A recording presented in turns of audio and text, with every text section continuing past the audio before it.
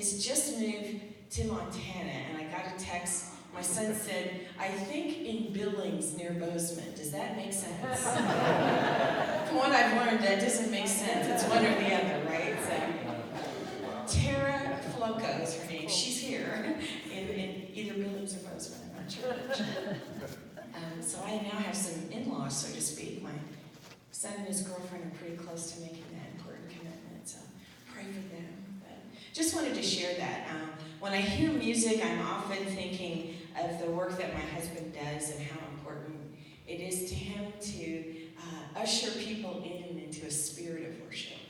And I feel that's what the band did for us. We were ushered in to space and time. Our theme this morning is called to be more. Whenever I hear that word more, I think of the little scene from the musical Oliver. You know, with the little boy says, please, sir, may I have some more? And when we think of more, we automatically think of quantity, right? We think of quantity. We think of how can I measure it?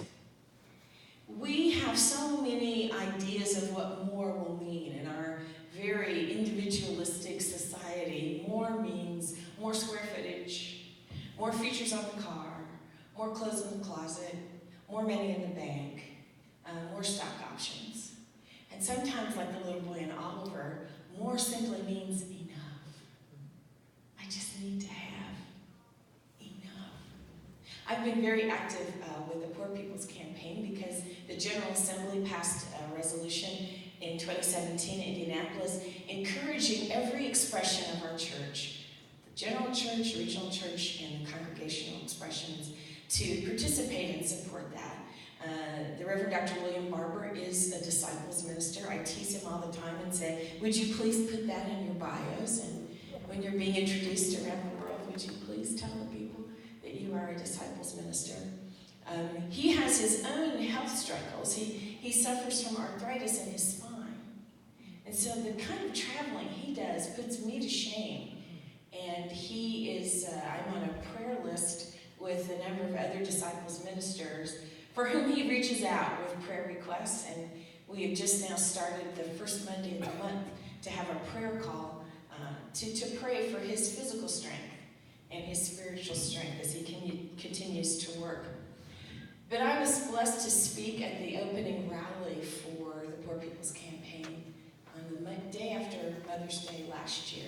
And I was accompanied by a female imam and a female rabbi. The day after Mother's Day, we were all mothers, and that was an intentional thing. And I shared the story of the feeding of the 5,000. And John Dominic Crossan, who is a historical Jesus scholar, has shared this particular, what we think of as a miracle in a way that I think is important when we talk about more. He said that story, and we know the story where the people are sitting out, they're waiting to hear from Jesus, and they notice that they're hungry. Jesus is like, we need to feed them. And the disciples are just assuming Jesus is going to do something miraculous, right? Jesus says, what do you have? What do you have? And the story is that Andrew finds the little boy with the 5 loaves and 2 fish, and they bring it to Jesus, and here's what Jesus does. He doesn't say abracadabra. What he says is, he blesses it. He blesses the food and tells them to distribute it.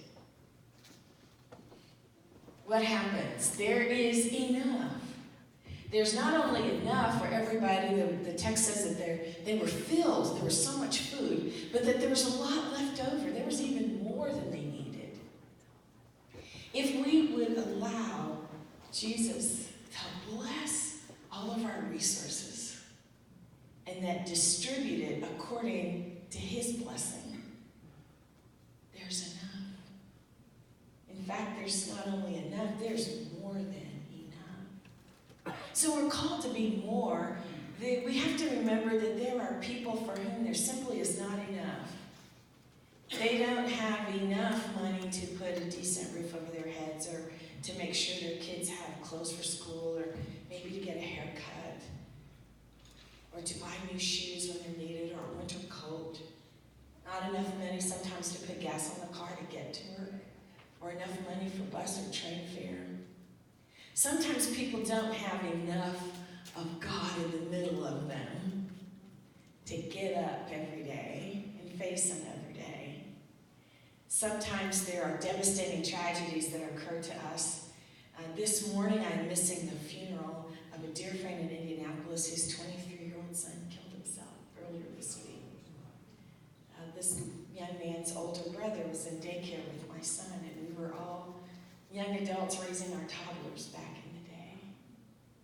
I want to be there with Bonnie. I'm not sure that Bonnie has enough today. I know that Bonnie today wants more. Bonnie and Cedric need more as they lay their beloved Spencer to rest. So more is sometimes quantitative, and sometimes more is just needing enough, needing more of Him in the middle of us. Sometimes more is spending more time in the presence of God. We were called to deep spirituality and justice in the Vision 2020 that was set forth under the leadership of Dick Ham as General Minister and President. I had lunch with Dick a couple of weeks ago, and I said, Dick, I'm really resisting this urge to come up with some new bold 4-point plan. Everybody's like, so what's the vision going to be? The vision has to be that we are really called to be faithful, called to be more, called to be new. But by more, we need to return to those times when we were praying and hearing from God and really seeking that deep spirituality that's not mystical. Don't be afraid of that. Don't be afraid of quietness before the presence of God. Don't be afraid of just listening to hear what God might have to say to you. Don't be afraid of just opening your Bible. Don't be afraid of having a reading plan that you use that gives you a little bit of scripture every day that you can sit and pause and meditate on. Don't be afraid of gathering with others to pray. Don't be afraid of gathering to study with others. Don't be afraid of needing more of God in your life. Don't be afraid of that. For it's from that wellness of abundance that only God can give that you're going to be able to do more. Until we allow God to allow us to be more, we can't do more. Don't you get tired of the church work sometimes? Church work. Sometimes it's like, oh, I got to be there. I got to set up the tables. I got to make sure it caters. When we have events like this, there's work associated with it. God bless Mary Larson and her leadership. God bless all of you who had a hand in doing anything. Somebody had to put the door up and put the little dots and get the jars. And, there's somebody doing that for us in worship every week. There's work that goes into making sure the sanctuary is clean, that the offering envelopes are in place, the hymnals are available, that the screen and the words. There's a lot of work that's involved there. And if you're not filled up, if you haven't spent time allowing God to give you more and helping you to be more, you can be easily depleted by all of the things that we have to do as human community to stay in community. If you don't allow God to fill you up with more, then when it comes time to be those Matthew 25 Christians, to be at the homeless shelter, the food pantry, or to go to the prisons, or to, march at the state capitol for healthcare laws that ensure that everyone has access to affordable medicine and physician care. If you don't spend time getting more from God, you won't have everything you need to do and be more. You will be easily depleted. You know the whole thing about putting on your own oxygen mask first? There are lots of memes that go around among clergy about self-care and taking care. And it's not only rest that we need and sleep, but it's a perfect song. Getting more of God and spending more time with God. That beautiful hymn, more and more about Jesus. More about Jesus would I know, more of his grace to others show. More of his saving fullness see, more of his love who died for me. Want more. But we need need more of God on the inside so that we can then do and be more. Because guess what? There's a whole lot more we have to do. When we leave this place, you're going to go back to all these beautiful congregations. And the Northern Lights region is going to rise like a new sun on the horizon. And you will be more because there will be more of you. And hopefully as you begin to gather, and I know such prayer and planning has taken place in order to envision how you will govern yourselves and how you will be together as one. And I pray that you will also spend time wherever you are getting more, called to be more. John 10:10, Jesus says, I've come that you might have life and have it more abundantly. The NIV actually says in that verse, I've come that you might live life to the full. Overflowing, more. Jesus came, not that we'd be rich. That's not the promise. But that we would have enough of God. Jesus prays in John 17 that our relationship with God would be the same that he had with God. That's what he wanted for us, more than anything. It's one of my favorite texts. When I first was ordained, I was like, I wasn't pastoring yet. I was like, I need to have a business card. It seemed like every up-and-coming young minister has to have their own ministry, right? Everybody has a ministry and have business cards. So I chose John 17 as my theme text. And I love that verse where he says, Lord, sanctify them with your truth. Your word is truth. And I put that little scripture on my little card that I would hand out to people with my email and cell phone number. And the more I studied that text, one of my mentors, Bill Crowell, always says, there are texts that you will live with.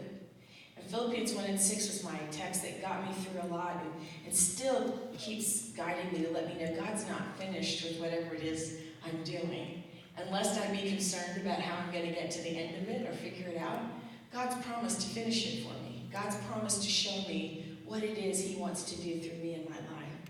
But God has also called us to have this wonderful relationship that allows us to be more through God in order that we might do more in the world. There are people who still need to hear that story, that Jesus loves them. There are people that still need to know that you love God enough that you understand that part of your response to that love is to be more for the communities in which you live and serve. We don't need to hand out tracts. We don't necessarily need to knock on doors. Some people do that and do it well. I'm not one of those people. My husband is really good at, he has these little, they look like Monopoly money, but they're actually little tracts. He grew up as a Pentecostal, so you can understand this. So when he goes through the drive-through, like fast food, if he has these on, when they give him the change or give him the receipt, he gives them, it looks like he's giving them money back, and he just drives off. Walter is hilarious. But sometimes you don't need to say anything about Jesus. You just need to do Jesus. You just need to be Jesus. The more of that kind of Jesus that people see in the world, that begins to fill their cup, and they get more of Jesus if they get more of you being Jesus and doing Jesus and showing Jesus. I leave with you John 10:10. I came that you might have life and have it more abundantly, that you might be full. And if you're full, out of that abundance, out of that overflowing, you have love to share and love to give. But if you're empty, there's not enough to flow over. You don't have enough, and those around you don't have enough. Psalm 1 is my favorite psalm.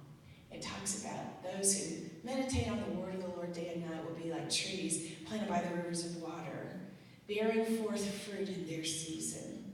And it says that their leaves won't wither, and everything that they put their hands to do will prosper. Have you ever seen withered leaves?